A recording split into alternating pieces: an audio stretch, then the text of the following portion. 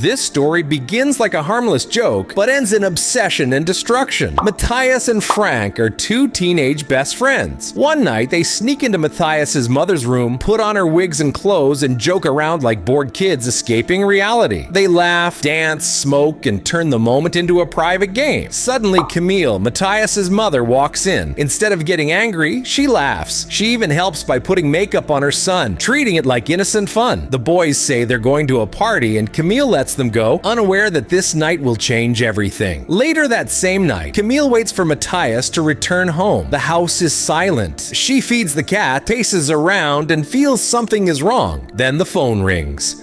The call lasts only seconds, but it shatters her life forever. One phone call is all it takes to destroy a family. Camille answers the phone and hears the words no parent should ever hear. Matthias has died in a car accident. Her world collapses instantly. She calls her daughter Laura to break the news, barely holding herself together. Soon after, Camille arrives at the hospital, where she reunites with her ex-husband Francois. Together, they identify Matthias's body. Back home, they search for clothes for the funeral. Every shirt, every jacket reminds Camille of her son's laughter, his movements, his life. Grief suffocates her. At the funeral, friends and family gather to say goodbye. Afterward, everyone returns to Camille's house for the gathering. But Camille can't handle the crowd. She stays behind at the cemetery, alone. And in that silence, something inside her completely breaks. Grief doesn't always fade. Sometimes it mutates. Camille suddenly leaves the cemetery and drives away. Without thinking, she heads to the place where the accident happened. In the forest, she finds the tree marked by the impact. There she meets Frank, Matthias's best friend and the driver that night. He's holding flowers. Camille hugs him and insists on taking him back to her house. At the gathering, everyone stares at Frank. They all know he was driving. The guilt follows him through every room. Laura confronts him emotionally, blaming him while pitying him. Frank retreats to a balcony, overwhelmed. Later, Camille invites him into Matthias's bedroom with the others. But emotions explode.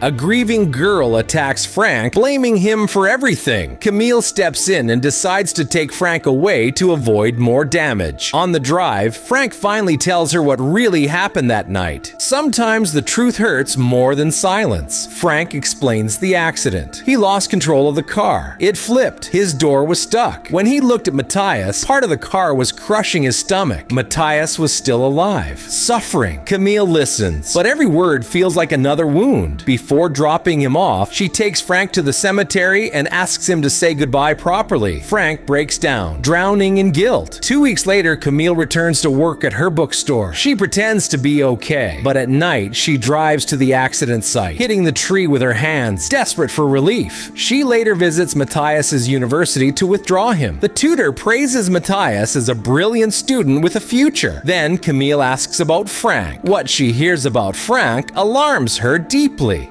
Helping someone can become a dangerous excuse. The professor explains that Frank hasn't attended classes in weeks and likely dropped out. Camille panics and goes looking for him. She finds Frank working construction with his father, forced to earn money instead of studying. Camille is furious. She visits Frank's mother and offers to pay for his education and give him a job at her bookstore. The offer works. Frank returns to university, but Camille starts watching him closely. When Frank leaves class early, she notices the need to control him grows. She calls him and asks him to go for a drive. This time, Camille wants him behind the wheel. Control always demands more. Camille takes Frank to the accident site again and insists that he drives. She pushes him to go faster. He resists. She screams at him. The car almost crashes. Frank stops, furious, and walks away. Days later, Camille returns alone to the tree, smoking and staring at it in the dark. That same night, Frank arrives home to find his mother asleep on the couch. She says Camille has called 6 times asking about him. The phone rings again. It's Camille, and this time, she knows exactly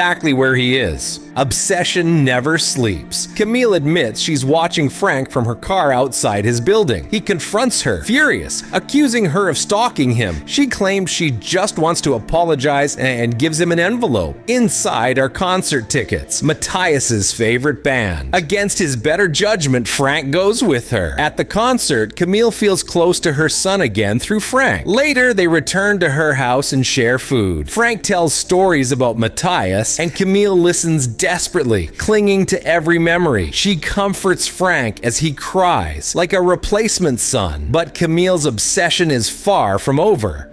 When grief turns reckless, destruction follows. Camille convinces Frank to buy gasoline. Together, they return to the accident site and set the tree on fire. They are arrested. Frank's father and Camille's ex-husband arrive. Frank's father files a restraining order against Camille. Months later, Frank's parents return a motorcycle Camille gifted him and demand she stay away. Soon after, Camille's daughter Laura visits to clean the house. Camille explodes, accusing her of invading her space, and throws her out even though Laura is holding her baby. Laura screams that Camille is still alive and walks away, but Camille isn't done chasing what she lost. Some obsessions cross borders and final lines. Camille receives a call telling her to travel to Italy. She packs immediately and goes to a quiet inn. At reception, she asks for Frank and claims she's his mother. They give her a key. She walks down the hallway, heart racing, and enters the room. Frank is asleep. Camille gently moves his hair from his face, staring at him with a mix of longing and obsession. She believes she's found him again, but some losses can never be replaced, only repeated.